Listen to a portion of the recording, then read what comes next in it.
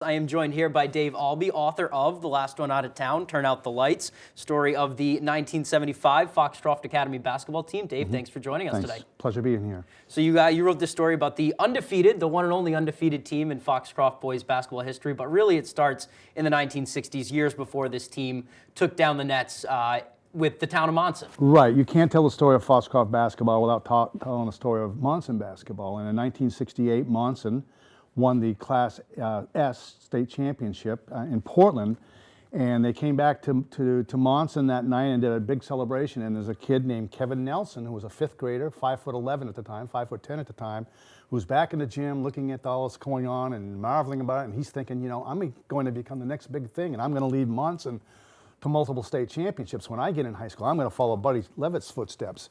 Well, the problem is the months later, after this climax in Monson of winning a state championship, they have a vote between about a consolidation, school district 68 involved Dover, Foxcroft, Charleston, Sebec, and Monson.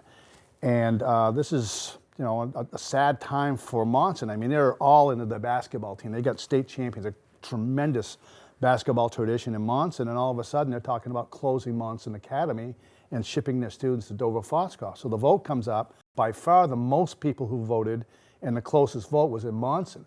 But it did pass, so they ended up, the students are shipped from Monson to Dover, Foxcroft, about 20 miles. And Kevin Nelson comes down to from southeast Monson, where he grew up, about population about 50.